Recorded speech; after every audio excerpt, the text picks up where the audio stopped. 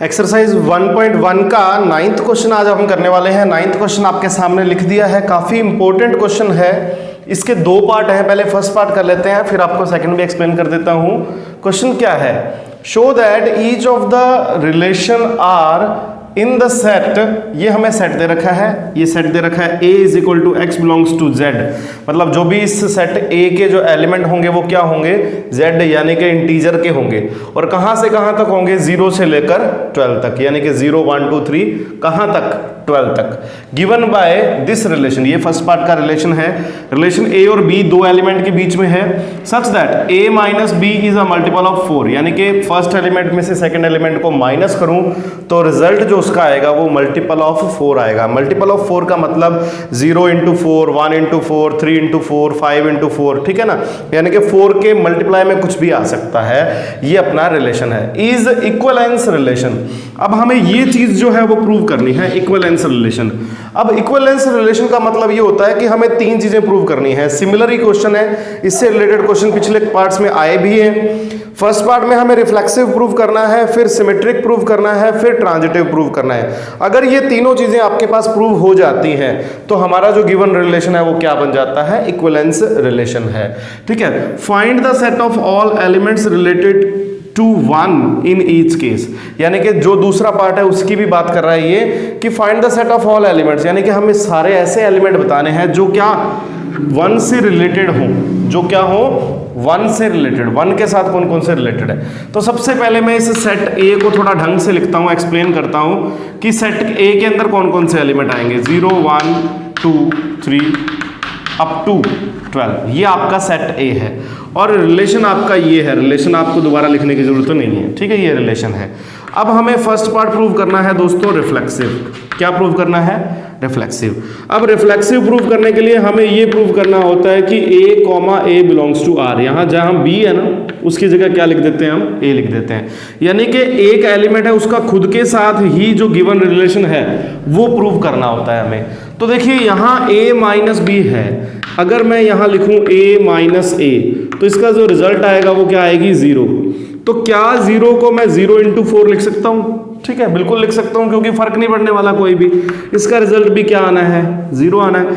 यानी कि ये चीज क्या है? मल्टीपल ऑफ 4 है। 0 जो रिजल्ट आया वो क्या है? 4 का मल्टीपल ही तो है, यानी कि 0 को 4 के मल्टीप्लाई में लिख सकते हैं हम, ठीक है। तो ये जो गिवन रिलेशन है वो क्या है? आपका रिफ्लेक्सिव है। R आपका क्या बन जाएगा? रिफ्लेक्सिव। ये आपका फर्स्ट पार्ट हो गया, ठीक है। अब हम बात करते हैं सेकंड पार्ट की। सेकंड पार्ट में हमें क्या प्रूव करना होता है? सिमेट्रिक। सेकंड पार्ट में क्या प्रूव करना होता है हमें? सिमेट्रिक। तो सिमेट्रिक के अंदर हमारे पास ये कंडीशन होती है फ्रेंड्स कि अगर a और b के बीच में कोई रिलेशन गिवन है या एग्जिस्ट करता है तो हमें प्रूव करना होता है उसका उल्टा। उसका उल्टा प्रूव करना होता है। भाई a का जो रिलेशन b के साथ है वही रिलेशन b का a के साथ होना चाहिए। तो देखिए यहां हमें ये a और b का रिलेशन गिवन है कि a minus b is multiple of 4, ये हमें गिवन है। तो मुझे चेक करना है b माइनस a ऐसा होगा या नहीं होगा। तो इसी a माइनस b को मैं ये लिख सकता हूं, देखो a माइनस बी को मैंने ब्रैकेट में माइनस कॉमन ले लिया, कुछ चेंज नहीं किया। भाई ये मोड तो चेंज नहीं किया ना मैंने, माइनस कॉमन लिया है, तो ये भी क्या है? मल्टीपल ऑफ 4 है, मल्टीपल ऑफ 4 है, इसमें कोई दिक्कत नहीं है। तो यहां जब मॉडुलस के अंदर, ये मोड हमारा फंक्शन है, मोड के अंदर कोई नेगेटिव चीज आती है तो वो एग्जिस्ट ही नहीं करती, यानी कि इसका ओवरऑल आंसर क्या आता है? प्लस आता है। यानी कि इसको हम क्या लिख सकते हैं? इसको हम ऐसे लिख सकते हैं, देखिए b माइनस a, इस माइनस को अंदर मल्टीप्लाई कर दूं मैं, माइनस अंदर जाएगा तो माइनस माइनस प्लस का b, और b जो a है वो आपका माइनस का आ जाएगा। तो b minus a is multiple of 4। b minus a क्या है? 4 का मल्टीपल है, यही हमें प्रूव करना था। a माइनस b जो है वो 4 का मल्टीपल था, और हमें क्या प्रूव करना था? b minus a is a multiple of 4। a और b के बीच में रिलेशन था, हमने b और a के बीच में रिलेशन जो है वो प्रूव कर दिया। तो इसका मतलब r इज आर क्या है, सिमेट्रिक भी है और रिफ्लेक्सिव भी है। हमें थर्ड जो चीज है वो ट्रांजिटिव चेक करनी है। ट्रांजिटिव जैसे ही हो जाएगी वैसे अपना क्या बन जाएगा, रिलेशन इक्विवेलेंस बन जाएगा। ठीक है, तो इसका थर्ड पार्ट और देखते हैं हम एक बार। थर्ड पार्ट हमें प्रूव करना होता है दोस्तों ट्रांजिटिव। ट्रांजिटिव में हमारे पास 3 एलिमेंट रहते हैं। ठीक है, ट्रांजिटिव में 3 एलिमेंट्स होते हैं। अगर ए और बी का रिलेशन है और इसी के साथ बी और सी का रिलेशन है तो we have to prove a comma c belongs to r, यानी कि ये चीज हमें प्रूव करनी है। गिवन क्या होता है कि ए का बी के साथ रिलेशन है और बी का सी के साथ रिलेशन है, ये दोनों गिवन होते हैं। हमें ए और सी का जो रिलेशन है वो प्रूव करना होता है। तो देखिए मैं यहां a माइनस बी का लिखूं, यही लाइन लिख सकता हूं, a minus b is multiple of 4। ठीक है, ये सेम टू सेम लाइन मैं पहले लिखूंगा कि ये मुझे गिवन है। फिर मेरे पास दूसरी लाइन भी गिवन है, यानी कि b minus c is multiple of 4, ये भी मेरे पास गिवन है। क्योंकि ये दोनों गिवन होते हैं ना तो ही चेक करना होता है थर्ड, अदरवाइज हमें थर्ड चेक करने की कोई जरूरत नहीं है। ये 2 चीजें हमारे को गिवन है और मुझे प्रूव करना है a माइनस सी। क्या प्रूव करना है, I have to prove a minus c. अब मैं यहां नहीं लिख सकता इज अ मल्टीपल ऑफ 4, क्योंकि मुझे ये पहले प्रूव करना पड़ेगा कि इसका जो रिजल्ट है वो 4 का मल्टीपल है या नहीं है। ये दोनों हमें गिवन थे, ये दोनों हमें गिवन थे, ये मुझे प्रूव करना है। तो इसको मैं कोई मॉडिफाई कर सकता हूं। देखिए a माइनस सी को क्या मैं ये लिख सकता हूं, क्या किया मैंने, थोड़ा सा ध्यान से देखिए। मैंने माइनस सी को सेम रखा, a को सेम रखा, माइनस बी लगाया प्लस बी लगाया, यानी कि b को ऐड कर दिया और सब्ट्रैक्ट कर दिया। उससे क्या फर्क पड़ा, उससे ये फर्क पड़ा मेरे दोस्तों, ये बन गया आपका a माइनस बी और ये बन गया अपना b माइनस सी। समझ रहे हो? अब a माइनस बी क्या है, मल्टीपल ऑफ 4 है, यानी कि a माइनस बी की जगह मैं क्या लिख सकता हूं, बोलो, मैं लिख सकता हूं 4 इंटू एन, यानी कि 4 के मल्टीप्लाई में कोई नंबर है, ये n का मतलब कोई भी नंबर 1 2 3 4। ठीक है, और b minus see this is also multiple of 4, इसका मतलब यहां भी मैं 4m लिख सकता हूं, m का मतलब कोई भी नंबर, किसी भी नंबर से 4 का मल्टीप्लाई। इन दोनों में से 4 कॉमन ले लो।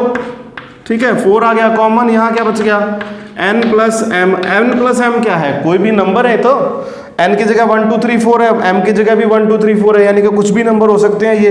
तो 4 के मल्टीप्लाई में कोई नंबर है, हमें यही तो प्रूव करना है कि a माइनस सी का जो रिजल्ट है वो 4 का मल्टीपल फॉर्म में है। तो इसका मतलब क्या है, r is transitive, r is transitive. तो हमारा r रिफ्लेक्सिव भी आ गया, सिमेट्रिक भी आ गया, ट्रांजिटिव भी आ गया। जब ये हमारे पास तीनों चीजें प्रूव हो जाती हैं तो हमारा रिलेशन क्या बन जाता है, equivalence. So we can say that given relation is equivalence. Given हमारा जो रिलेशन है वो क्या है, इक्विवेलेंस। लेकिन आगे एक बात और कह रहा है question, find the set of all elements related to 1 in each case, यानी कि ये जो एलिमेंट है ना, देखो 0 से लेकर 12 तक, इनमें से 1 के साथ कौन कौन से एलिमेंट जो है वो रिलेटेड हैं। तो यहां बिल्कुल छोटे से पार्ट में आपको समझा देता हूं। देखो 1 के साथ एक तो 4 होगा, सॉरी 5 होगा और एक होगा 9। कैसे होगा, हमारा रिलेशन है a minus b is a multiple of 4। भाई 1 के साथ किस चीज को माइनस करूं कि 4 आए मल्टीप्लाई में, भाई 5 माइनस 1 करूंगा तभी तो 4 आएगा, या 1 माइनस 5 करूंगा तो माइनस 4 आएगा। ठीक है ना, तो 4 का मल्टीपल चाहिए कि नहीं चाहिए। ठीक है, फिर 1 माइनस 9 करो या 9 माइनस 1 करो, तो यहां से भी और यहां से भी, ये क्या है 8 जो है उसको हम क्या लिख सकते हैं, 4 इंटू 2 लिख सकते हैं, यानी कि ये क्या है 4 का मल्टीपल फॉर्म है। तो जो रिलेशन बनेगा इनका वो क्या बनेगा, हमारे पास बनेगा 1 का, 5 का और 9 का, ये आपका सेट बनेगा जो क्या है 1 के साथ रिलेशन में है।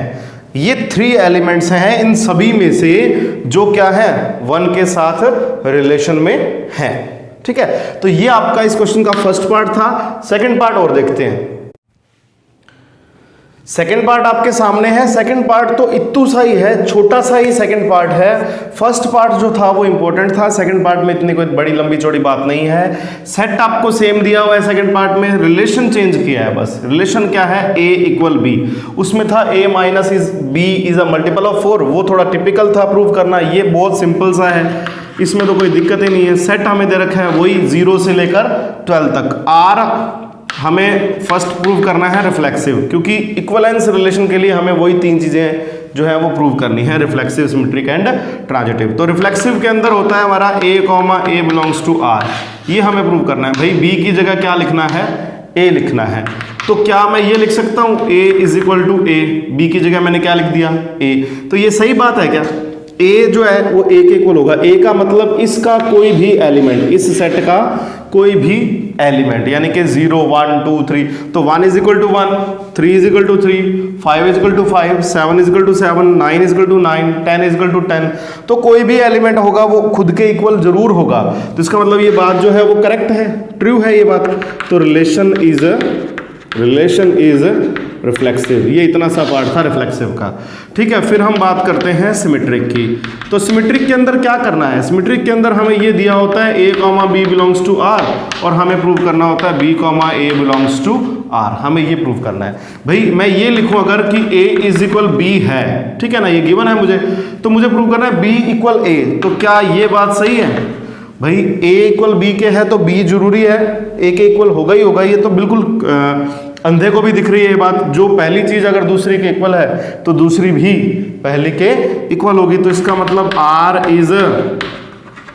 इज सिमेट्रिक, r क्या है, सिमेट्रिक भी है। फिर हम थर्ड बात करें किसकी, ट्रांजिटिव की।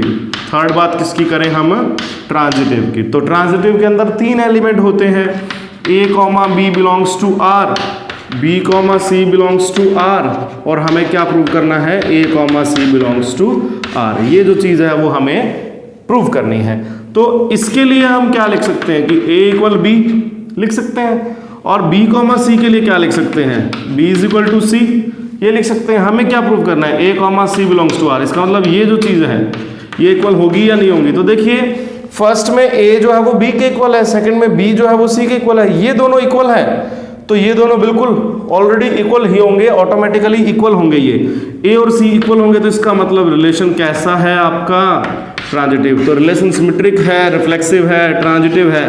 तो ओवरऑल रिलेशन जो है वो कैसा है, ओवरऑल रिलेशन जो है वो है इक्वलेंस रिलेशन। ओवरऑल जो रिलेशन बनेगा वो क्या बनेगा, इक्वलेंस रिलेशन। इसमें एक लाइन और दे रखी है, find the set of all elements related to 1। भाई 0 से लेके जो 12 तक एलिमेंट है ना, जो हमारा सेट था वो ये था, ठीक है। अब इसमें जो ये 1 है, 1 के साथ ये जो रिलेशन है किस किस चीज़ का है, तो 1 के साथ तो 1 का ही है ना।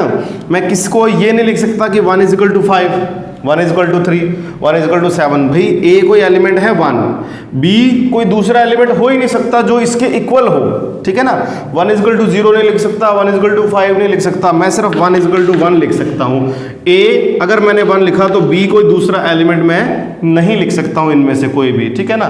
तो इसलिए जो 1 है वो सिर्फ और सिर्फ खुद के साथ रिलेशन में है। तो हमसे ये पूछा था कि 1 के साथ कौन कौन से एलिमेंट जो है वो रिलेशन में है, तो 1 के साथ ओनली 1 ही रिलेशन में है, यही हमारा सेट जो बनेगा, ठीक है ना। तो इस तरीके से आपका ये क्वेश्चन नंबर 9 कंप्लीट हो गया।